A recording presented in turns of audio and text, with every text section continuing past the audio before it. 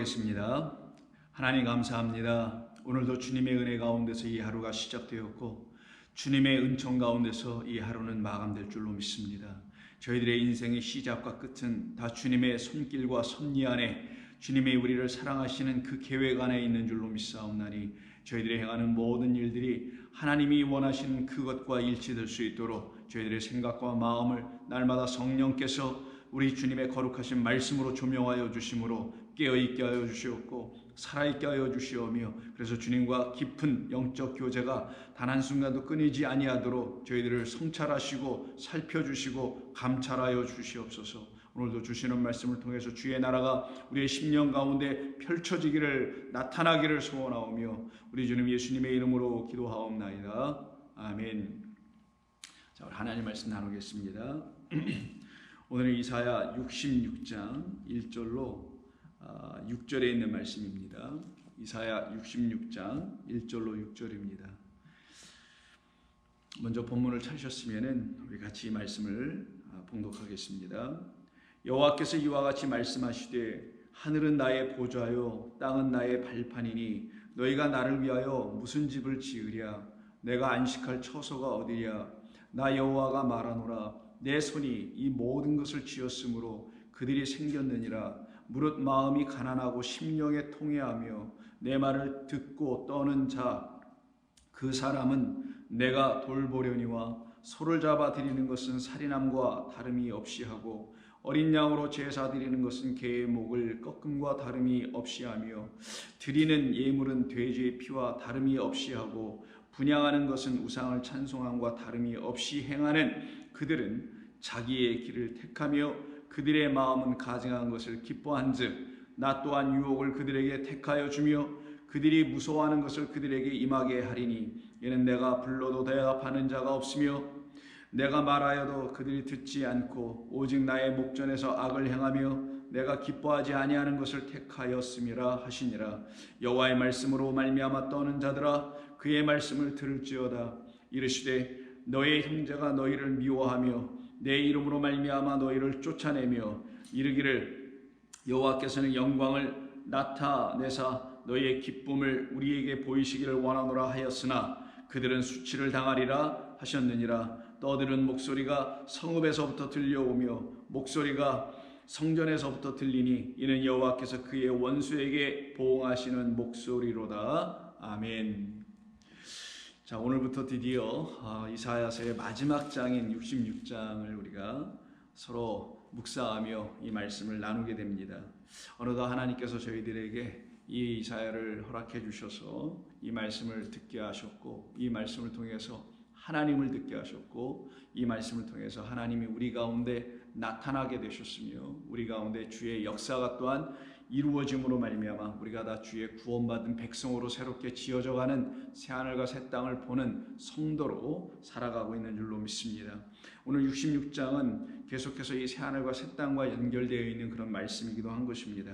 그 새하늘과 새 땅이 마치 이 세상에 첫째 하늘과 첫째 땅이라는 이 세상을 좀 바꾸셔서 좀 사람 살기 좋게 만드셔서 정의와 공의라는 것이 이 땅에 좀 흘러가도록 만들어 놓으셔서 그래서 이 땅에서 하나님의 백성들을 영원토록 살게 하신다라는 그런 새하늘과 새 땅이 아닌 것을 우리가 먼저 알아야 합니다.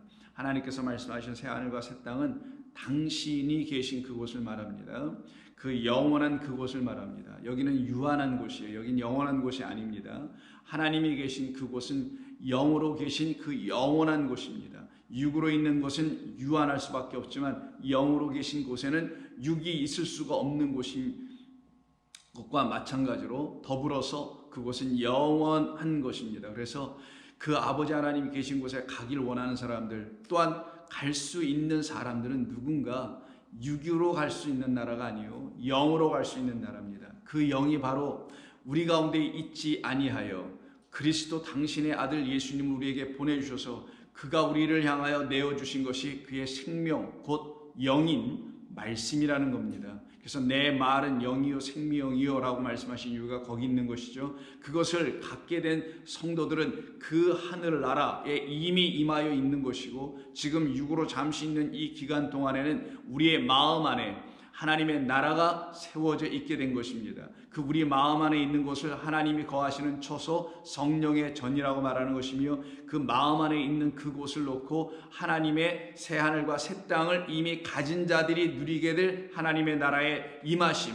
임재하심, 이 안에 거하심을 통하여 우리에게 새하늘과 새 땅이 있음을 확신하게 해주시는 것입니다.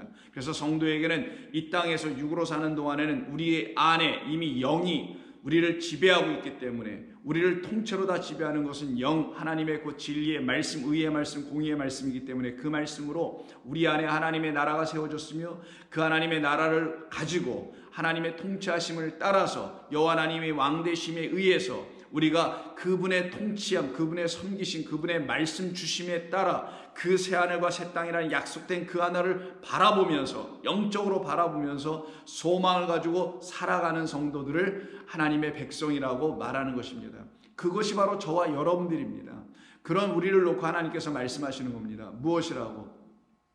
여호와께서 이르시되 이와 같이 말씀하시기를 뭐라고 하시냐? 하늘은 나의 보좌요 땅은 나의 발판이라 라고 말씀하세요.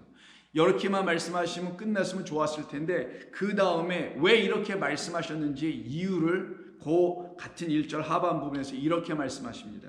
너희가 나를 위하여 무슨 집을 지으랴? 내가 안식할 초소가 어디랴? 나 여호와가 말하노라. 내 손이 이 모든 것을 지었으므로 그들이 생겼느니라. 여기까지예요. 이 말씀, 즉 66장 1절 하반부터 2절 상반 부분까지는 하나님께서 왜 1절에 내가 있는 곳은 하늘이야, 그나 하늘을 나는 보좌, 나의 의자, 통치자가 앉는, 왕이 앉는 자리를 보좌라고 합니다. 나는 하늘을 의자 삼고 있어. 나는 하늘을 나의 보좌로 삼고 있으며, 그리고 의자 앉았으니 발이 밑에 있을 거 아니에요. 내 발 밑에는 뭐가 있느냐? 땅이 있는 거야. 그래서 발은 그 보좌 앉으신 이에 무슨 역할을 하냐면 발을 올려놓게 하는 발판이나 혹은 발등상이라고 합니다. 같은 표현이에요. 같은 말이고, 발판 혹은 발등상이 되어 있는 것뿐이야. 그 말은 하나님께서 딛고 서서 계시든 밟고 앉아 계시든 그 발 밑에 있다라는 의미는 통치한다라는 겁니다. 그래서 모든 우리 역사와 인류의 역사들이 우리에게 보여주는 모든 왕들이나 전쟁사를 보면은 다른 한 왕과 상대의 국가가 전쟁에서 패하면 그 왕이 그 상대 승리한 나라의 왕 앞에서 무릎을 꿇거나 엎드리거나, 장수들도 그렇게 하지 않습니까? 바로 그와 같은 것을 말합니다. 자, 그런데 여기서 하나님께서 당신이 계신 곳을 우리에게 가르쳐 주시는 것이죠. 나의 보좌는 하늘이며 나의 발은 지금 이 땅 위를 발판으로 삼고 있는 것이야. 그런데 너희들이 왜 나를 위하여 무슨 집을 줄 수 있겠다고 하느냐? 그러면 하나님께서 말씀하시는 하나님의 집이라는 게 어딘가라는 거예요. 이 땅이 아니라는 거죠. 이 눈에 보이는 이것이 하나님의 영원한 처소가 아니라는 거죠. 이 곳은 첫째 하늘과 첫째 땅이라는 이곳, 우리가 있는 여기는 하나님께서 영원한 당신의 집, 그 하늘을 보좌 삼고 땅을 발판 삼고 계시다는 그 표현, 그것도 은유적, 시적, 비유적 표현입니다. 그것을 통치하시는 영원 속에 존재하시는 하나님의 그 집, 그 집을 모형으로 우리에게 보여줘 우리로 하여금 이곳에서 그 영원한 당신의 집을 장막이라고도 합니다. 여호와의 장막에 거할 수 있도록 소망을 우리에게 주시려고 이 세상 첫째 하늘과 첫째 땅을 지어주신 것뿐이었는데, 이 가운데서 여호와 하나님이 그들에게 참으로 보좌에 앉아 계신 하늘의 하나님이라는 사실을 모르고는, 혹은 알긴 했지만 그것을 다른 목적과 다른 용도, 악한 목적과 사악한 용도로 사용하고 있는 어떤 종교와 종교의 무리들과 그 수장들이 여호와 하나님을, 우리를 향한 하나님, 우리를 향한 아버지, 우리를 향한 선한 긍휼의 하나님이라는 것을 가르치지 못하고 있다. 그것이 바로 이 첫째 하늘과 첫째 땅이었다라고 말씀하는 겁니다. 그런데 거기에서 우리 하나님께서 당신의 아들 영, 성령을 보내주셔서 우리로 하여금 하나님이 누구신지를 깨달아 알게 하시는 그의 인도하심, 그의 손에 붙들려 이끌어짐을 받게 됨으로 말미암아 거기서 나와 결국은 새하늘과 새 땅을 바라보게 하는 하나님의 인도하심을 받게 된다는 것을 말하는 겁니다. 그래서 시편을 보시게 되면 여러분, 시편에 이미 하나님께서 이 세상을 놓고 말씀하시는 것이 있고요, 창조를 놓고 말씀하시는 것을 이렇게 얘기합니다. 시편 11편을 한번 보시면요, 11편 4절입니다. 여호와께서는 그의 성전에 계시고 여호와의 보좌는 하늘에 있으며 그의 눈이 인생을 통촉하시고 그의 안목이 그들을 감찰하시도다. 그럼 하늘에 계시고 그 보좌에 앉아 계시고 그의 성전에 계신 분은 이 땅에 있는 우리 인간들을 통찰하시고 통촉하시고 감찰하신다 하죠. 근데 여기서 우리가 눈여겨보아야 할 것은 어떤 말이냐면 여호와께서 계신 곳이 어디냐라는 말하는 그 어휘입니다. 여호와께서 계신 곳은 그의 성전이라고 되어 있어요. 우리 인간이 지어놓은 성전이 아니라는 거예요. 그의 성전에 계시다는 겁니다. 그럼 그의 성전은 어디냐? 바로 하나님이 계신 그곳이에요. 거기를 하늘 성소, 하늘 장막이라고 합니다. 그리고는 그곳에서 보좌에 앉으셔서, 보좌는 하늘의 여호와의 보좌는 하늘 위에 있음이라고 분명하게 말씀을 해주고 계시죠. 그리고는 그곳에서 이 땅의 악한 자들을, 하나님께서 폭력을 좋아하는 그 자들을 마음에서 미워하시고 하나님을 경외하고 두려워하며 하나님의 의의 말씀 앞에 굴복하며 순종하고 나오는 사람들은 의로운 종으로 삼아내셔서 그의 얼굴을 우리에게 보여주시겠다라는 거예요. 나타내 주시겠다라는 겁니다. 그래서 마지막 7절에 여호와는 의로우사 의로운 일을 좋아하시나니 정직한 자는 그의 얼굴을 배우리다 라고 말합니다. 그 앞에 2장 앞장으로 가시면 9장이 있게 되는데 9장 7절에도 비슷하게 유사하게 사실은 같은 말씀을 합니다. 여호와께서 영원히 앉으시며, 말씀하잖아요. 하나님이 계신 곳은 영원한 곳, 그래서 영원히 앉으셔야지 이 땅의 왕처럼 한 세대 한 왕조 정도로 지나가는 그런 통치하심의 왕이 아니라는 것이죠. 여호와께서는 영원히 그 보좌에 앉으시며 심판을 위하여 보좌를 준비하셨도다. 드디어 알겠네요. 왜 하나님이 보좌에 앉아 계시는지. 그 보좌는 줄을 들고 앉아 계신 그곳인데 바로 심판, 공의의 말씀, 의의 말씀으로 심판하는 곳이죠. 그래서 공의로 세계를 심판하시며 정직으로는 만민에게 판결을 내리시는도다. 10절 여호와여 주의 이름을 이때 의지하는 자는 주를 의지하리오니 이는 주를 찾는 자들을 주님은 결단코 버리지 아니하시고 오히려 그 피 흘리고 있고 어려운 가운데 빠져 있는 자들, 10절은 뭐라고 하냐? 그 가난한 자들의 부르짖음을 잊지 아니하시는도다. 왜? 하나님은 어떤 분이시기에? 그 가난한 자, 포악에 눌려있는 자, 종교적 권력에 눌려있는 자, 거짓 종교, 거짓 가르친 거짓 선지자들에 의해서 핍박과 갖은 모욕과 고난을 당하여 하나님의 참다운 진리의 말씀이 그들에게 들어오는 것을 끊어버리려고 하는 그 악한 세계와 세상을 향하여 오직 세상에 대해서 거기엔 진리가 없기 때문에 오직 하늘을 바라보고 하나님을 소망하는 그 가난한 자의 부르짖음을 하나님이 잊지 아니하시는 이유는 하나님은 은혜의 하나님이기 때문입니다.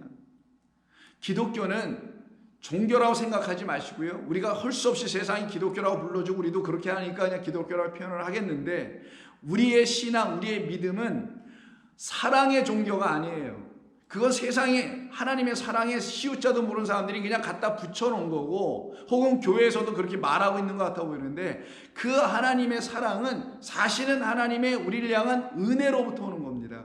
은혜, 그냥 부어주시는 조건이 있지 않아요. 그냥 조건 없이 그냥 우리에게 그냥 부어주시는, 끝까지 부어주시는, 무한하게 부어주시는, 한없이 부어주시는 그 은혜, 그 긍휼 때문에 우리가 하나님의 사랑을 배우고 알게 된 겁니다.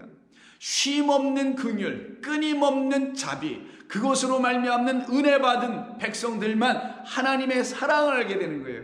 그 사랑을 알기 전에는 여호와 하나님만을 사랑하라, 내 이웃을 내 몸같이 사랑하라는 건 다 종교적 교리나 일종의 그렇게 해야만 되는 거야. 이게 사람의 탈을 쓴 사람, 인간이 사람의 탈을 썼으면 이렇게 해야 되는 거야 라고 하는 고차원 윤리 도덕의 수준에 멈출 수밖에 없으나 하나님이 정말 나에게 긍휼과 하나님이 정말 나에게 은혜와 자비를 주시는, 그래서 도저히 사망과 멸망과 파멸의 자리에서 내가 스스로 나올 수 없었다라는 나 자신을 깨달아 그곳에서 나를 근데 건져내 주시는 그 어마어마한 능력의 손, 권능의 손, 그 진리의 은혜의 손이 나에게 미쳐졌기 때문에 내가 그 손 붙잡고 그 손에 또한 붙잡힌 바다 나오게 됐다는 사실을 알게 되는 사람들만 가난한 자가 되는 거예요. 이들이 하나님 앞에서 나는 뭘 가졌네요, 채웠네요, 말할 게 아무것도 없게 됩니다. 그래서 그 심령이 가난한 자가 되는 거예요. 늘 하나님의 은혜가 채워지지 않고 긍휼이 채워지지 아니하면, 자비가 내 안에 풍성하게 채워지지 않으면 나는 아무것도 아니구나 라는 걸 철저히 깨달은 사람들은 그 긍휼로 구원받은 사람들만 경험하며 그것을 믿음 가운데서, 소망 가운데서 지키고 살아가는 겁니다. 이들을 신앙이라고 해야 되는 거예요. 이들이 참 그리스도인들이 되는 겁니다. 바로 이와 같은 사람들을 놓고 하나님께서 지으신 당신의 집, 그의 성전에 계신다고 하잖아요. 사람이 지은 성전에 계시는 것이 아닙니다. 인간이 그렇게 성전을 지어놓고, 종교를 만들고 성전을 지어놓고, 그리고 백성들을 호도하여 여기에 하나님이 계시다, 이 성전에 하나님이 계시다 라고 모든 종교가 지금 얘기하고 있는데, 거기는 하나님은 안 계십니다. 하나님은 그런 무슨 성전에 계신 게 아니고 건물 안에 계신 게 아니에요. 하나님 뭐라고 합니까? 나는 너희들의 손으로 지은 그 집에 내가 거할 수 없어. 내가 왜 거기에 거하겠니? 이 모든 것, 그래서 하나님께서 당신이 지으신 이 우주 모든 만물을 놓고 하늘과 땅으로 딱 둘로 구분하여 말씀해 주시면서, 나는 하늘을 나의 보좌, 의자로 삼고 있고, 그리고 땅은 나의 발판으로 삼고 있어. 그 말은 내가 하늘에서 땅을 바라보고 계시다는 것이고, 하늘에서 땅을, 하늘의 그 당신의 말씀으로 심판하시고 판단하시고 감찰하시고, 그리고 우리를 의의 말씀으로 구원하신다는 것을 말씀해 주는 거예요. 그런데 이 종교와 종교인들은 바로 이 성전이라든가 회당이라든가 뭐 교회라든가 어떤 종교가 내놓을 수 있는 그런 건물의 모양을 지어놓고서는 그곳에 하나님이 계시다라고 거짓말을 하고 있는 겁니다.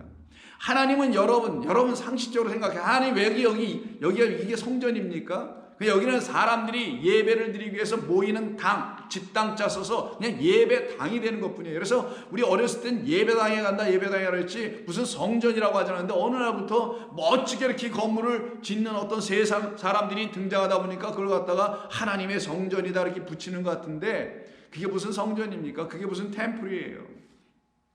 하나님의 성전은 여러분 안에 있게 됩니다. 그건 그리스도 예수님께서 여러분에게 보혜사 성령, 당신의 하나님의 그 진리의 영이 되어 우리 가운데 들어오셔서 우리를 하나님의 백성 되게 하시기 위해서 이 안에다 지어주시는 거고, 그리고 그 성령인 주님께서 우리 가운데 거하셔서 우리를 진리 가운데 이끌어 주시는 그 성전만이 성전인 것이죠. 거기에만 하나님이 당신의 처소로 삼고 들어오시는 것 뿐입니다. 그런데 이것을 인정하지 않게 되면은 하나님이 정말 뭘 하시는 분인지 알 수 없다니까요. 뜬구름 잡는 삶을, 신앙생활을 할 수밖에 없게 되는 것입니다. 그러면 이렇게 심판하신 하나님, 보좌에 앉아 계신 그 하나님의 이름이 뭘까요? 그 하나님을 시편 47편 2절에서 이렇게 말씀합니다. 지존하신 여호와는 두려우시고 온 땅에 큰 왕이 되시니라. 그보다 더 큰 왕은 있지 않다, 그런 표현이죠. 7절에서도 하나님은 온 땅의 왕이심이라. 지혜의 시로 찬송하라. 하나님이 뭇 백성을 다스리시며 하나님이 그의 거룩한 보좌에 앉으셨도다. 그 보좌를 왜 거룩하다 할까요? 그 보좌에서 흘러나오는 그의 말씀, 하나님의 말씀이 거룩한 말씀, 부정한 우리를, 정하지 못한 이리와 늑대로 살아가고 사자로 살아갔던 우리를 거룩한, 하나님이 쓰실 만한 그 제물로 받으실 만한 양과 소로 완전히 바꿔놓는 걸 새 창조라고 합니다. 그건 그리스도 예수 안에서만 일어나는 하나님의 창조의 능력으로 일어나는 사건. 그래서 저와 여러분들이 한때 이리의 숙성으로 사자의 성품으로 살아가고 있었던 우리들이었었는데, 그리스도 예수 안으로 끌려 들어가서는 그곳에서 그의 음성을 듣고 어느 날 그리스도 예수 안에서 이전 것은 다 지나가 버리게 하고, 즉 이리와 늑대는 다 죽게 하시고 양으로 살아가게 하셔서 양과 소가 먹는 그 하늘의 양식을 같이 먹고 살아나게 하는 그 보좌의 통치하심인 그리스도의 통치를 받은 이후부터는 여호와 하나님만이 왕이시고 그가 보내신 우리 주 예수 그리스도가 나의 참 만왕의 왕이시라는 사실을 알게 되는 거예요. 그래서 성도는 그 하나님의 통치와 그 하나님의 인도하심을 받는 것을 날마다 기뻐합니다. 불편하지 않아요. 근데 예수 믿지 않는 사람들, 예수를 겉으로 믿는 사람들, 신앙생활을 겉과 속이 일치하지 않는 상태에서 하는 분들은 두려워해. 날마다 불편해. 뭔가 내가 지금 꺼리끼만 일이 있으면 불편해지고 그러는 거예요. 시편 103편도 보시면은 하나님께서 이 시편의 기자를 통하여 당신이 누구인지를 알게 해주셔서 그래서 그의 입으로 이렇게 고백하게 합니다. 그게 19절이에요. 여호와께서 그의 보좌를 하늘에 세우시고 그의 왕권으로 만유, 이 땅을 모든 존재하는 것, 그게 뭐 우리 인간만이고 아니고 자연세계가 아니라 우주 전체를 다 다스리시도다. 여러분 믿으십니까? 하나님께서 정말 말씀으로 이 모든 것을 다스리고 계시다는 걸 믿으시냐고요. 하나님의 말씀으로 다스린다는 건 당신의 영으로 다스린다는 거고 당신의 진리로 다스리는 거예요. 근데 그 영으로 다스리고 진리로 다스린다는 말이 여기 나와 있는데 왜 세상은 영으로 다스려지지 않는 것처럼 보이고 진리가 없고 오직 거짓이 가득한 것으로 보이는 이 세상일까요? 그럼 하나님은 당신의 진리를 보내십니다. 영을 보내십니다. 그리고는 그 영을 받아들이는 사람들 안에서만 당신의 말씀이 진리로 작동하며 역사되며 그들을 진리로 인도하는 하나님의 통치하심과 섭리하심이 나타나게 되는 것이고, 반대로 그 하나님이 영으로 말씀으로 이 세상을 통치하고 지배하심에도 불구하고 인간의 그 적은 혹은 좁은 소견 따위에 의지하여 그들의 생각과 관념과 이상과 철학과 등등 이런 것을 들고 하나님의 통치하심을 거부하는 자들에게는 백날 되고 성전을 지어도 종교를 만들어도 그들에게는 하나님의 진리의 통치하심이 나타나지 않는다는 걸 말하는 거예요. 그래서 20절에서 능력이 있어 여호와의 말씀을 행하며 그의 말씀의 소리를 듣는 여호와의 천사들이요. 아니 천사들이 누구겠어요? 성도죠. 하나님의 말씀 그 영원한 복음을 가지고 하나님의 백성들을 섬기는 자, 이들을 갖다 말씀된 자, 말라크들이라고 하잖아요. 그래서 여호와의 말라크들이요. 그는 성도, 하나님의 말씀을 진리로 듣고 그 진리의 말씀이 나에게 의의 말씀, 공의의 말씀이었구나. 그래서 나의 불의한 나를 하나님께서 심판하시고 나를 의로운 백성으로 삼기 위해서 내게 믿음까지 주셨구나. 하나님이 행하시는 모든 일은 진리라는 것을, 온전한다는 것은 올바르다라는 것을 가르쳐주는 진리의 하나님이셨구나라는 걸 깨닫게 되는 그 여호와의 천사들아, 그들은 날마다 뭘 듣는다고 20절에서 그의 말씀을 듣는 게 아니라 말씀의 소리를 들어라. 이 말씀의 소리를 들으라는 거예요. 지금 다윗이 시편의 103편은 이 말씀이 증거하려고 하는 하늘의 음성, 여호와의 소리를 들어라. 그때 듣게 되면 그들이 어떻게 돼요? 여호와 하나님을 찬송하고 송축하네요. 이들을 놓고 뭐라고 성경은 말하냐? 같은 103편 4절에서 3절에서 그들의 모든 죄악을 사하시고 모든 병을 고치셨으며 여호와께서 너의 생명을 파멸해서 속량하시고 인자와 긍휼로 관을 씌우셨다. 하나님의 긍휼을 찾는 사람들에게만 하나님의 진리의 말씀, 의의 말씀은 효과 있게, 소위 effectively 역사하는 겁니다. 그렇지 않은 사람들에게는 하나님의 긍휼도 필요 없어. 왜 내가 긍휼을 필요해? 내가 뭔 잘못이 있다고? 내가 무슨 문제가 있다고? 왜 그분의 은혜를 구해야 돼? 왜 그분의 자비가 필요한 거야? 라고 말하겠지만 아무리 따지고 아무리 보고 아무리 나를 개과천선하는 노력을 더한다 할지라도 나의 심장의 배부 깊은 곳에는 여전히 부족함, 여전히 완악함, 여전히 육신이 있구나. 육의 가시가 여전히 나를 찌르고 있다는 걸 깨달아 한 사람들이 할 수 있는 유일한 것은 엎드려 기도하는 겁니다. 그때 응답이 뭐라고요? 내 능력이 너의 그 약한 데서 강함이니 너는 그 약한 것을 내가 허락해준 그대로 감사히 받아라. 내 은혜가 내게 족하도다 라는 걸 깨달은 사람들이 날마다 그럼 내 은혜가, 하나님의 은혜가 내가 족하니까 난 이제 오늘부로 땡이야 이렇게 살아갈까요? 하나님의 은혜를 정말 받은 사람들이라면, 긍휼의 백성들이라면 그렇게 살 수가 없습니다. 매 순간 자기의 연약함을 들춰주시는 성령의 인도하심, 이 안에 계신 여러분 안에 계신 성령의 전 안에 계신 여러분 안에 계신 하나님께서 여러분을 들추어 늘 긍휼의 백성으로 삼아가신다니까요. 그래서 하나님 앞에 기도합니다. 그들은 날마다 똑같은 기도를 해요. 반복적인 기도를 할 수밖에 없어요. 왜? 나를 구원하고 살려내신 것은 같은 말씀, 같은 진리였기 때문에 그 말씀이 나를 날마다 회복시키시고 나를 구원하시거든요.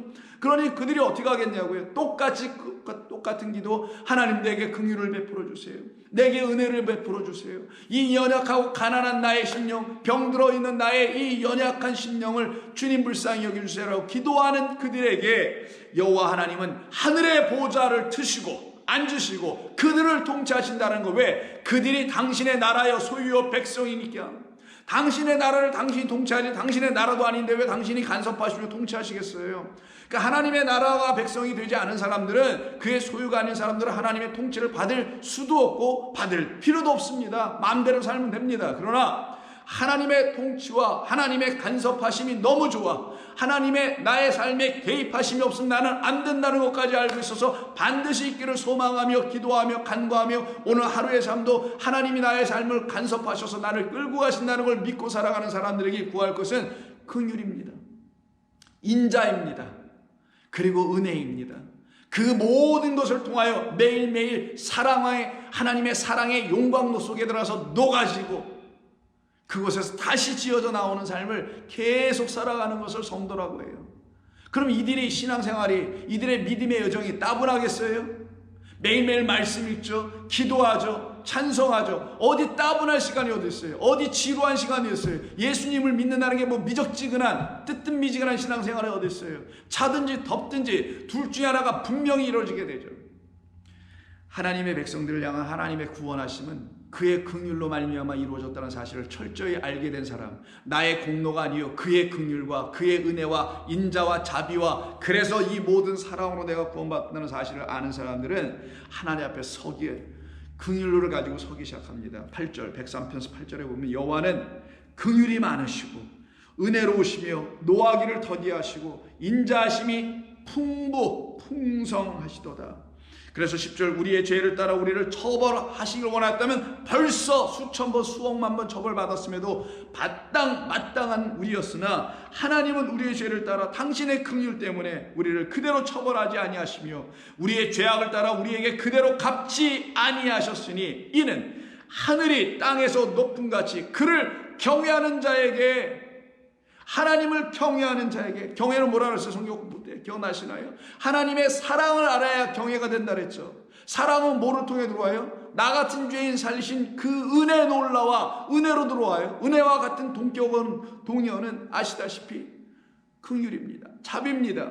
그 경외하는 사람들은 단순히 하나님이 나에게 뭘 잘못하면 내가 뭘 잘못하면 나에게 벌을 주실 거라는 상벌의 하나님으로 바라보는 사람들은 두려움으로 하나님을 바라보고 예배하겠지만 은혜로 사랑으로 용서로 회복으로 새로 지음으로 하나님을 알아가는 사람들은 하나님을 감사 찬송 경외 그 발 앞에 엎드리게 되어 있다라는 겁니다. 여러분 그렇지 않습니까? 여러분 믿음 생활에 지금 그렇게 가고 있습니까? 안 가고 있습니까? 여러분 스스로 이런 말씀을 들으면서 살펴볼 수 있어야 되는 거예요. 경외하는 자에게는 그 하나님을 경외하는 자에게는 그의 인자심이 크게 나타나시리로다. 동이 서에서 먼 것 같이 우리의 죄과를 우리에게서 멀리 옮기셨으며 우리 아버지가 마치 자식을 긍휼히 여긴 같이 여호와라는 그 아버지 하나님께서는 자기를 경외하는 자를 긍휼히 여기시나니 이는 그렇게 하시는 이유가 뭘까? 이는 그가 우리의 체질을 아시며 우리가 단지 먼지뿐임을 기억하시고 계시기 때문이다. 만약 하나님이 우리를 놓고 우리의 체질을 우리의 성품을 우리의 인격을 다 아시고는 먼지가 아닌 저들은 나만큼 잘할 수 있는 그런 존재들이야 나와 방불한 존재들이야 라고 만약 우리를 그렇게 생각하셨다면 우리는 다 심판받았을 거라는 거예요. 왜? 하나님의 그런 기대에 우리가 부응할 수 없고 미칠 수 없기 때문에 만족시켜드릴 수 없기 때문에 우리의 체질을 마치 그렇게 이해하시고 알고 계셨다면 우리는 다 죽었을 것이다. 다 멸망받았을 것이다. 그러나 우리는 단지 먼지뿐 아니던가. 이게 성도의 자기 자신에 대한 깨달음 아니냐고요. 내가 먼지인데 하나님 내가 무엇을 할 수 있사오리까? 하나님 내가 먼지라는 사실을 몰랐을 때 내가 무엇을 해야 하는지 알거나 내가 또 무엇을 할 수 있다고 생각하거나 그래서 내가 하나님 앞에 달려나갈 수 있거나 뭐 이러고 있었는데 내가 사실 알고 보니 먼지였었네요. 먼지인 나의 이 체질을 당신이 아시니 내가 무엇으로 하나님 앞에 나가서 하나님을 기쁘게 할 수 있사오리까? 이런 먼지 위에 당신의 영 하늘의 물이 부어져야 비로소 당신이 원하시는 그릇으로 질그릇으로 빚어질 수 있는 것 아니겠습니까? 그러니 먼지 같은 나에게 당신의 긍휼을 지금도 부어주셔야만이 나는 살 수 있습니다라고 하는 그 먼지라는 자신을 깨달은 사람들에게 부어주시는 하나님의 긍휼은 끝이지 않는다라는 것을 말하는 겁니다. 인생은 그날의 풀과 같으며 그 영화가 들의 꽃과 같도다. 그것은 바람이 지나가면 없어지나니 그 있던 자리도 다시 알지 못하도다. 무슨 말이겠어요? 하나님이 기억하시지 않겠다라는 의미예요. 우리가 그냥 단순히 쓸려가는 정도의 인생 무상을 말하는 게 아니라 하나님은 기억하시지 않는다. 너희들을 먼지로 기억하시지 않는다라는 거예요. 하나님 우리를 뭘로 기억하실 것인가? 당신의 긍휼과 인자와 은혜와 사랑을 입은 그것을 받은 당신의, 한마디로 말하면 그 모든 걸 당신에게서 온 것이니 당신의 영을 가진 먼지라면 나는 먼지를 보지 않고 나는 너희들이 갖고 있는 내 영을 보겠다라는 그런 말씀이에요. 그래서 여호와의 인자하심은 17절 자기를 경외하는 자에게 영원부터 영원까지 이르며 그의 의는 자손의 자손에게까지 이르리니 곧 그의 언약을 지키고 그의 법도를 기억하는 그 행하는 자에게 나타날 것이다. 그리고 그 다음에 나온 게 아까 먼저 읽었던 여호와께서 그의 보좌를 하늘에 세우시고 그의 왕권으로 만유를 다스리고 계시다라고 말씀하는 겁니다. 이와 같이 하나님의 그 다스림 가운데 있는 것을 우리 본문 이사야 66장 1절에서 말씀한 게 여호와께서 이와 같이 말씀하시되 하늘은 나의 보좌요 땅은 나의 발판이다. 아주 그냥 넓고 그랜드하게 하나님께서 먼저 가르쳐 주신 겁니다. 뭐에 빗대어 이렇게 말씀하신 거냐면 인간이 자기들의 손으로 지은 어떤 성전, 어떤 것에 비하여 이렇게 말씀하신 것이죠. 그래서 너희가 나를 위하여 무슨 집을 지을 수 있겠느냐? 내가 안식할 처소가 어디랴? 나 여호와가 말하노라 내 손이 이 모든 것을 지었으므로 그들이 생겼던 것 아니냐? 그런데 너희는 왜 그것을 알지 못하고 있느냐? 이 지어놓은 모든 것들은 하나님께서 진짜 당신이 우리에게 주시려고 하시는 그 당신의 영원한 그 처소인 그 장막에 그 하늘, 그 땅, 새하늘과 새 땅을 우리에게 주시려고 하기 위해서 우리로 거기에 갈 수 있는 길을 열어주시는 것을 말씀으로 가르쳐 주시려고 보이는 이런 모형으로 이 보이는 것들로 잠시 첫째 하늘과 첫째 땅을 우리에게 주신 것뿐인데 너희는 어찌 첫째 하늘과 첫째 땅에서 이렇게 갇혀 있느냐? 이것은 너희들을 나에게로 인도할, 나에게로 돌아와야 할 가르침의 도구일 뿐이지 이 자체가 너희들에게 그렇게 대단하고 위대한 것은 아니다라는 것을 깨달아 알려주시려고 하는 거란 말이에요. 그래서 여러분 잘 아시는 히브리서 8장을 보시게 되면 1절에 이렇게 말을 합니다. 지금 우리가 하는 말의 요점은 이러한 대제사장이 7장이 전부 다 대제사장 멜기세덱에 대한 이야기입니다. 우리 주 예수 그리스도예요. 인간 제사장이 아닌 하늘의 제사장이라는 하늘 성소, 하늘 장막, 하늘의 성전 그곳에서의 제사장 머리 역할을 하고 계셨던 그 대제사장이 우리에게 지금 있다라는 것이다. 우리 안에 있고 우리의 주, 우리의 제사장 되시다는 것이다. 우리에게 있다라는 것이다. 그는 하늘에서 지극히 크신 이의 보좌 우편에 앉으셨으니 성소와, 이게 다 하늘 성소예요. 성소와 참장막, 진짜 진리의 장막에서 섬기시는 이시라. 이 장막은 주께서 세우신 것이요. 비교가 되는 표현이죠. 사람의 손으로, 오늘 본문에서 뭐라고 했어요? 너희의 손으로 지은 집이 내가 무슨 소용이 있겠느냐? 내가 왜 거기에 내가 안식의 처소로 내가 삼겠느냐? 나 여호와가 말하나 내가 내 손으로 모든 것을 지었다라고 말씀하시잖아요. 그 당신의 손으로 지으신 그 하늘 성소, 즉 이 장막은 주께서 세우신 것이요 사람이 세우신 것이 아니라 대제사장마다 예물과 제사를 드림을 위하여 세운 자니 그러므로 그도 무엇인가 드릴 것이 있어야 할지니라. 예수께서 만일 땅에 계셨더라면 제사장이 되지 아니하셨을 것이니 이는 율법을 따라 예물을 드리는 제사장이 이미 이 땅에 모형으로서는 제사도 있고 제사장도 있고 성전도 있고 다 있지 않느냐 이런 말이에요.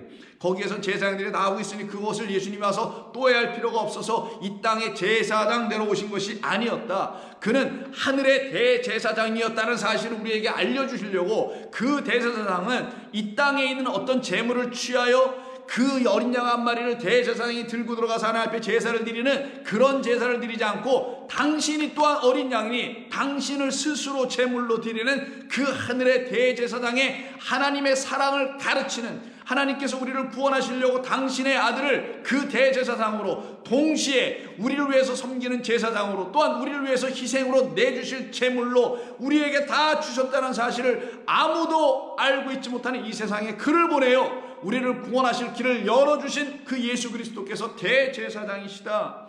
그걸 지금 말하고 있는 거예요. 5절 그들이 섬기는 것은 하늘에 있는 것, 이 땅의 제사장들이, 이 땅의 종교인들이 하고 있는 모든 것은 하늘에 있는 것의 모형과 그림자라.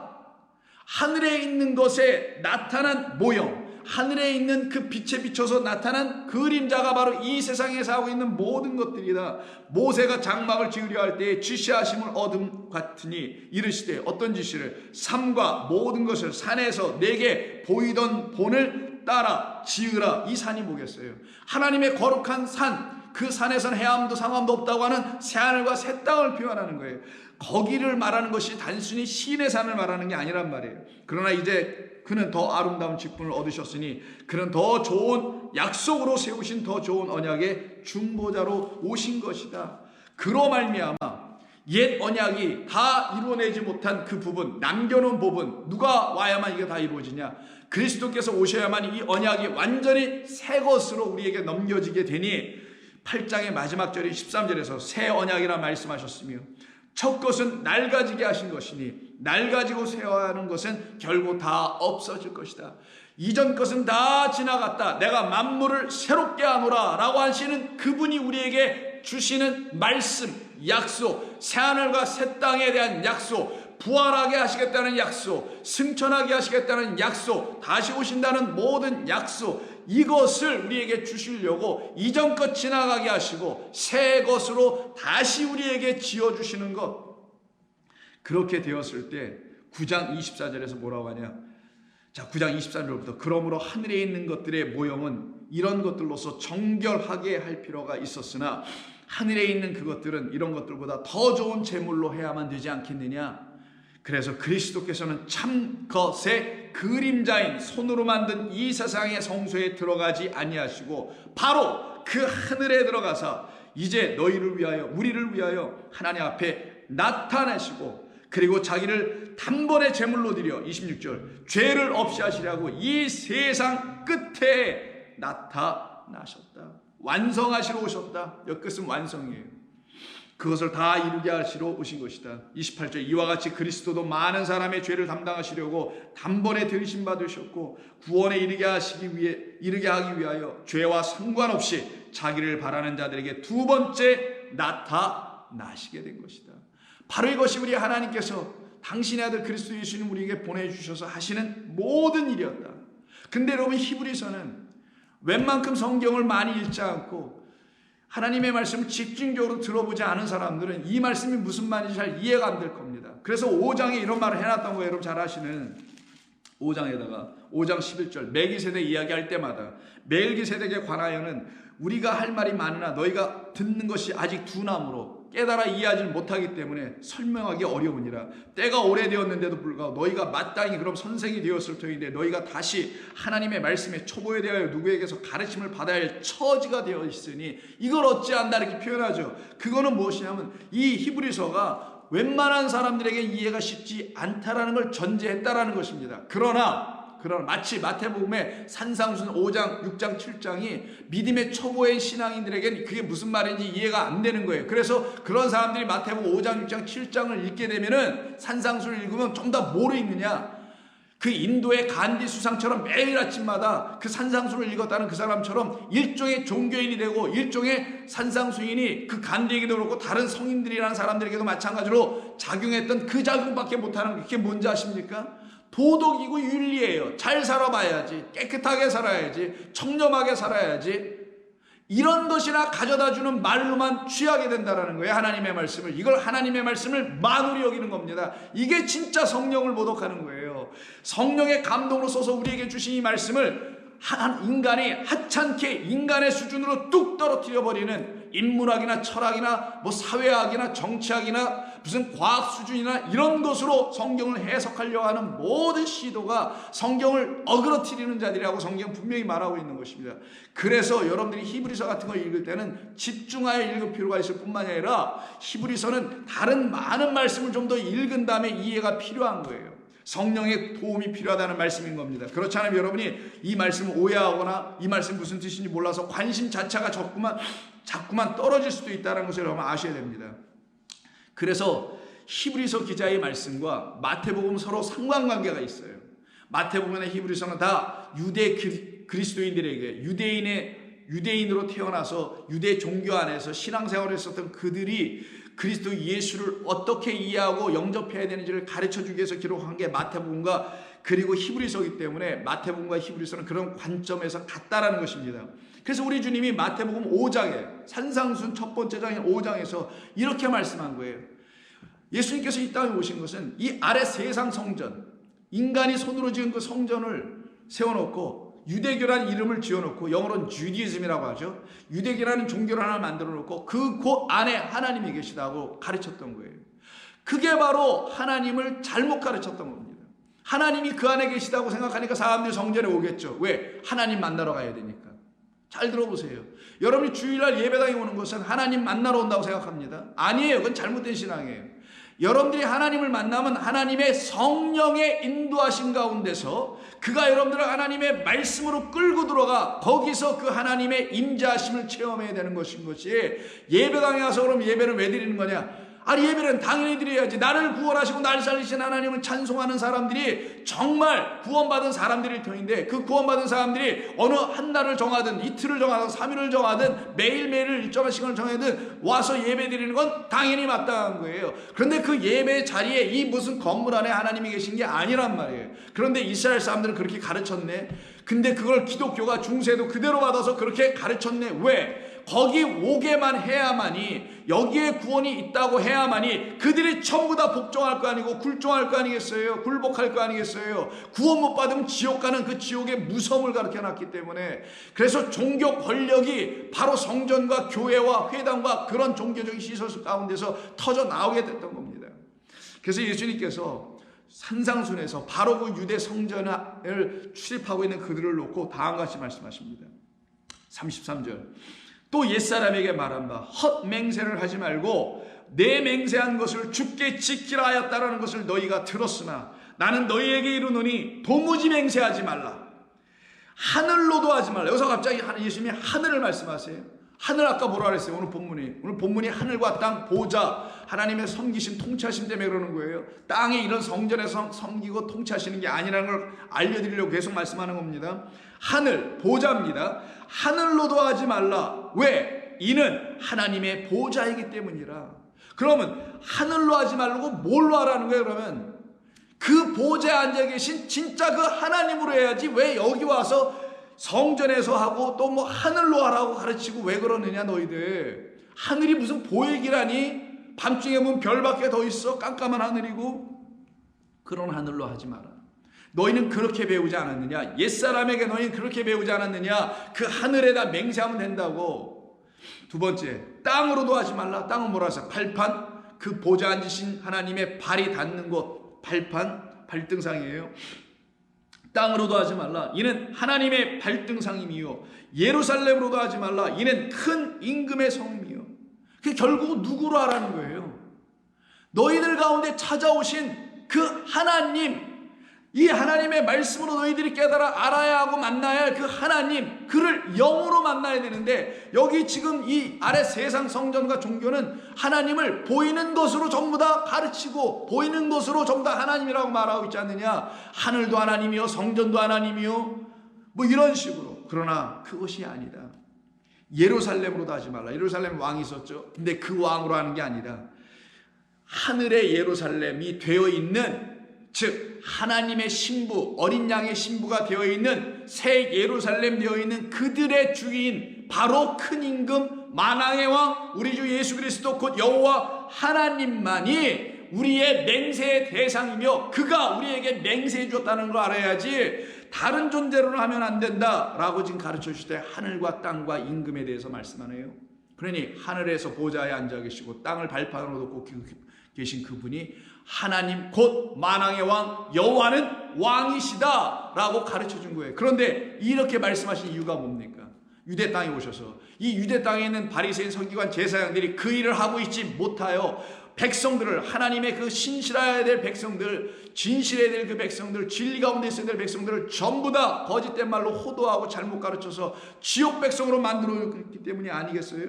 그래서 마태복음 같은 23장 13절에 화 있을진저 외식하는 서기관들과 바리새인들이여, 너희는 천국 문을 사람들 앞에서 닫아놓고 너희도 들어가지 않고 들어가려 하는 자도 다 들어가지 못하게 하고 있구나 라고 하시면서 16절에 다음과 같은 말씀을 연이어하십니다. 화 있을진저 눈먼 자, 눈먼 인도자여, 맹인을 맹인이 누굴 또 인도한다고 그런다는 거예요. 그게 바로 서기관 바리새인이었던 겁니다.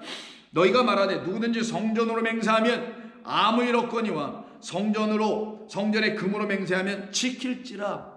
그러니까 성전으로 맹세하면 당신들에게 아무런 것이 안 나타납니다. 그 맹세한 거, 약속한 거, 하나님 이걸 좀 서원하여 이것 좀 해주세요라고 막 빌고 했던 그 성전 놓고 빌어봤자 아무것도 안 되니 이렇게 빌으라고 가르쳤다라는 거. 당시에 뭘로? 성전에 있는 금을 놓고 맹세하라. 그 말은 뭐겠어요? 금으로 헌신하라는 겁니다. 이게 지금 그렇게 눈먼 인도자들에서 인도함을 받고 있는 내 백성, 이걸 지금 안타깝게 여기시면서 그렇게 말하는 자들에게 화 있을 준다는 겁니다. 맹세하면 지킬지라 하는도다. 그렇게 금을 놓고 맹세하면 하나님이 지켜주실 거야 라고 이렇게 거짓된 말들을 하는도다. 어리석은 맹인들이요, 어느 것이 크냐? 그 금이냐? 그 금을 거룩하게 하는 성전이냐? 너희가 또 이르되 누구든지 제단으로 맹세하면 아무 일 없거니와 그 위에 있는 예물로 맹세하면 지킬지라 하는도다. 맹인들이요, 어느 것이 크냐? 그 예물이냐? 그 예물을 거룩하게 하는 제단이냐? 그러므로 제단으로 맹세하는 자는 제단과 그 위에 있는 모든 것으로 맹세하며 성전으로 맹세하는 자는 성전과 그 안에 계신 이 누구? 하나님으로 맹세하는 것이어야 되지. 또 하늘로 맹세하는 자는 하나님의 보좌여 그 위에 앉으신 이로 맹세해야 하는 것이다 라고 마태복음 5장에서 말씀하신 것을 23장에서 답으로 가르쳐 알려주셨던 겁니다. 이렇게 말씀하셨던 이유는 그 23장에서 이 바리새인과 이 제사장, 이 서기관들, 이들이 지금 어떤 보좌에 앉아서 백성들을 엉뚱하게 통치하고 있었기 때문이에요. 그것을 23장 2절에서 이렇게 말씀합니다. 서기관들과 바리새인들이 모세의 자리에 앉았으니, 이게 바로 보좌라는 단어예요. 모세의 의자에 앉아서 모세의 법, 그 율법, 그 문자를 가지고 사람들과 백성들을 그냥 통치해버리고 억압하더라는 그런 의미입니다. 하나님께서 모세에게 법을 주신 것은 하늘의 하나님의 영의 진리의 말씀을 가르쳐 주시고, 그 법은 하나님의 사랑을 가르쳐 주기 위한 모든 법. 그래서 1부터 5계명도 하나님을 사랑하는 법이요, 6부터 10계명도 하나님의 사랑으로 이웃을 사랑하는 다 사랑 덩어리인데, 이걸 가지고 백성들을 향해서 사랑의 하나님을 가르친 게 아니라, 하나님의 사랑을 알려고 하는 게 아니라 이것을 지켜야만 한다고 해서 거기서 떵떵 치고 있다라는 거예요. 그 이야기를 3절에서 뭐라고 하시냐? 그러므로 무엇이든지 그들이 말하는 바는 행하고 지키되 그들이 하는 행위는 본받지 말라. 그들은 말만 하고 행하지 아니하며 또 무거운 짐을 붓고 사람의 어깨에 지우기는 하되 자기는 이것을 한 손가락으로도 움직이려 하지 아니하는 자들이다 라고 못을 딱 쳐버리십니다. 그런데 이 말씀과 바로 붙어있는 22장의 끝부분 41절부터 46절에 무슨 말씀을 하시냐? 시편의 한 편을 인용하시면서 이렇게 얘기하십니다. 똑같이 그 말씀을 들어야 될 대상들은 바리새인들이에요. 바리새인들이 모였을 때 예수께서 그들에게 물으시되 너희는 그리스도에 대하여 어떻게 생각하느냐? 누구의 자손이냐? 그 말은 하나님이 그리스도를 보내신다고 너희들 그 약속을 믿고 있지. 그래, 그럼 그 그리스도가 이 땅에서 무슨 일을 해야 되는 것이라고 생각하느냐? 이 말과 같은 거예요. 너희 생각엔 그리스도를 어떻게 생각하느냐? 대답하되 다윗의 자손입니다. 그냥 문자대로 그대로 그냥 앵무새처럼 외운 대로 답말하고 있어요. 성경에 다윗의 자손 이렇게 있으니까 다윗의 자손입니다라고 얘기를 했어요. 좋다. 그러면 너희들이 다윗의 자손이라고 했지. 그러면 다윗이 지은 시편 110편을 내가 한번 읽어줄게. 너희도 알고 있는 거니 내가 한번 말해볼게. 한번 답을 달라 라고 하시는 차원에서 그걸 읽어보십니다. 그러면 다윗이 성령에 감동돼요. 이때 중요한 표현, 성령에 감동돼요. 근데 너희 바리새인들은 하나님의 영에 감동이 되지 않고 이 법, 문자 여기에 감동되어 이것을 붙잡고 이것으로 통치하려고 하는 자들 아니야. 그러나 다윗은 성령에 감동되어 어찌 그리스도를 주라 칭하여 말하되 주께서 내 주께 이르시되 내가 내 원수를 내 발 아래 둘 때까지 너는 내 우편에 앉아 있으라 하셨도다. 그럼 다윗이 주라고 부르면 여호와 하나님, 그때 당시는 그리스도가 없으니까 하나님 한 분밖에 없는데 그 다윗이 뭐라고 하냐면 주께서 내 주께, 그러면 주는 여호와 하나님, 그러면 나라는 건 다윗, 그 다윗이 주께서 여호와 하나님께서 내 주께 이르시되, 그럼 이 주는 또 누구냐라는 문제가 생기잖아요. 그 주가 누구냐? 그 주가 바로 그리스도였다. 그에게 이미 메시아는 이미 나타났었다. 그에게 메시아는 바로 하나님이 보내신 그의 안에 넣어주신 당신이 현현대에 나타난 바로 그 안에 들어온 씨, 약속의 후손, 아브라함 때부터 계속 약속해 주신 그 후손이 그 안에 들어가 있기 때문에 그걸 깨달아 알아서 주께서, 하나님께서 내 주께, 내 안에 계신 그리스도, 내 안에 계신 그 기름 부음 받은 자, 내 안에 계신 그 씨, 약속의 후손에게 이르시되 내가 내 원수를 내 발 아래 둘 때까지, 내 안에 계신 그리스도의 발 아래 그분의 원수를 둘 때까지 너는 내 우편에 앉아 있으라 하셨도다 하였느냐. 왜 이렇게 말씀하신 것이냐? 너희들 한번 대답해봐라. 다윗이 그리스도를 주라 칭하였은즉, 해설까지 해주세요. 해설까지. 즉 어찌 그의 자손이 되겠느냐. 그러면 다윗이 먼저 태어났는데 다윗은 어떻게 그러면 그리스도의 후손 자손이 될 수 있겠느냐. 다윗의 자손 그리스도라고 너희들이 말했지 않느냐. 근데 다윗은 자기가 이미 주라고 말한 그가 또 그리스도였으니 이걸 너희들 어떻게 설명할 거냐. 다윗이 그리스도를 주라 칭하였으니 어찌 그의 자손이 되겠느냐. 너희들은 말로만 어무리고 있는 것밖에 더 되겠느냐. 한마디도 등이 대답하는 자가 없고 그날부터 감히 그에게 묻는 자가 없도다. 그럼 시편 110편을 보자고요. 1절에 뭐라고 하냐면 여호와께서 내 주께 말씀하시기를 내가 내 원수들로 내 발판이 되게 하기까지 너는 내 오른쪽에 앉아 있으라 하셨도다.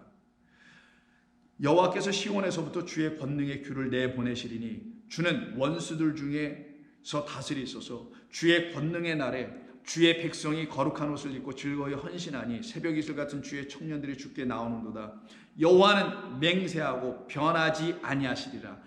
그래서 아까 마태복음 5장 산상순에서도 여호와 하나님께만 맹세가 있는 것이니 그 맹세 들여다보고 그 맹세 너희들 취하여 그 맹세 붙들고 변치 아니하시는 여호와 하나님의 그 은혜와 긍휼을 구하라. 그러면 그가 너희들에게 참 메시아, 진짜 너희들을 구원해 줄 그 제사장, 너희의 죄를 용서해 줄 그 제사장 멜기세덱을 너희에게 영원한 제사장으로 보내줄 것이다. 여호와는 맹세하고 변하지 아니하시리라. 이르시기를 너는 멜기세덱의 서열을 따라 영원한 제사장이라 하셨도다. 주의 오른쪽에 계신 주께서 그의 노하시는 날에 왕들을 쳐서 깨뜨리실 것이라. 문나라를 심판하실 것이라.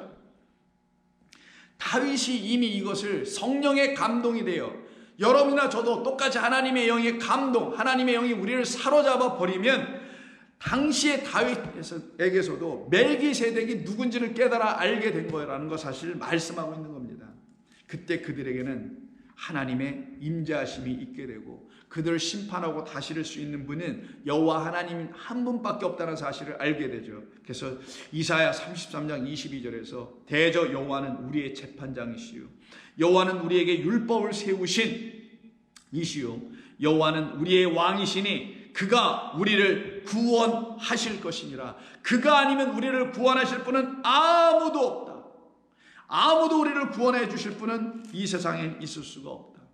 바로 그분만이 우리를 구원해 주실 것이며 그분만이 우리에게 참 은혜를 베풀어 주실 것이다. 그래서 그 긍휼과 그 은혜와 자비를 입은 사람들만이 오늘 본문 65장 2절에서 내 손이 이 모든 것을 지었음을 깨달아 알게 된 그들은 우리가 뭘 지어서 하나님께 뭐 하는 게 아니구나. 하나님이 당신이 지어서 우리에게 주신 것처럼 당신이 또한 당신의 아들을 보내주시고는 그로 말미암아 우리 안에 당신의 성전을 지어주셔서 당신의 영원한 안식의 처소로 우리를 삼으시면 우리도 그분을 안식의 처소로 만나게 될 것이니 나도 그 안에 그도 내 안에 거하게 된다는 사실을 깨달은 사람들을 놓고 누구라고 하냐? 무릇 마음이 가난하고 심령에 통회하고 있는 자들이다. 나는 바로 그들, 내 말을 듣고 그렇게 통회하며 가난한 심령이 되어 떨고 있는, 경외하고 있는 내가 그들을 나는 돌봐주겠다.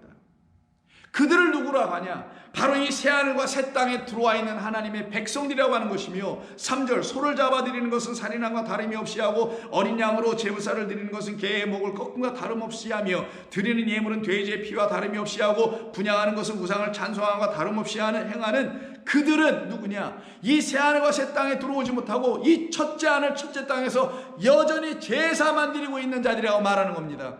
그렇던 우리들을 그들을 일이라고 하고 앞에서 사자로 표현한 거잖아요. 그런 우리들을 하나님께서 당신의 은혜로 찾아오셔서 은혜와 긍휼을 가르쳐 주시니 그것을 깨달은 마음이 가난한 자들, 심령이 가난한 자들, 그래서 하나님 앞에서 통회하고 자복하여 회개하고 돌아온 자들은 내 말을 듣고 돌아왔으니, 내 말을 듣고 경외하고 있으니 내가 그들은 돌볼 거야. 내가 그들을 챙길 거야. 그들이 바로 새하늘과 새 땅의 하나님으로부터 통치와 인도하심과 섬기심을 받고 살아가는 하나님의 백성인 것입니다. 그들은 그럼 어떻게 변화가 일어난 것인가? 그들에게 하나님의 말씀이 떨어졌을 때 어떤 일이 일어나게 되며, 그렇게 하나님의 그 긍휼의 말씀을 통하여서 경외하게 된, 하나님을 경외하게 된 사람들의 이 땅에서의 성도의 삶은 그럼 어떤 삶이 되어야 되는 것인가? 그것은 내일 함께 또 말씀을 좀 더 나누며 이 말씀을 더 구체적으로 살펴보도록 하겠습니다. 기도합니다. 하나님 고맙습니다. 여호와 하나님은 만유의 주시요 만왕의 왕이시며 모든 것의 모든 것 되시며 그 모든 것의 으뜸이시며 시작이시며 기원이시며 첫 번째이시며 또한 그 모든 것을 당신의 것으로 완전하게 새롭게 만드실 마지막이시며 끝이시며 완성이신 알파 오메가의 처음과 나중이요 시작과 끝이신 하나님인 것을 믿습니다. 아버지 하나님, 그것을 우리가 믿을 수 있게 된 것은 우리 안에서 그런 일들을 다 이루신 바로 생명의 주요 우리의 구원의 하나님이 되어 계시기 때문에 우리의 입술이 이와 같이 고백하며 주님을 찬송하며 주님이 행하신 모든 일을 이 만방에 알리는 그와 같은 담대한 백성, 담대한 그리스도인이 되어 있는 줄로 믿습니다. 지금 이 세상 혼란스럽고 악한 것이 이 세상을 지배하려고 하는 것 같아 보이나 진리를 갖고 있는 백성들, 하나님의 은혜와 긍휼을 사모하며 그 긍휼에 감동되어 살아가고 있으며 자비의 능력으로 구원받고 살아가는 성도들에게는 하나님의 사랑과 통치하심과 그들을 돌보심과 인도하심이, 그 사랑은 끊임없이 쉼없이 나타나고 있는 줄로 믿습니다. 그와 같이 성도들에게 당신의 사랑을 부어주셔서 하나님이 원하시는 그 세상, 하나님이 원하시는 그 나라에 거하는 백성들 다들 되게 하여 주시기를 원합니다. 오늘도 성도들의 삶 가운데 있을 모든 일들은 주의 인도하신 가운데 있는 것을 믿고 두려워하지 말고 담대하게 그리고 기쁨과 감사로 이 하루를 살아가게 도와주시옵소서. 우리 주님 예수님의 이름으로 기도하옵나이다. 아멘.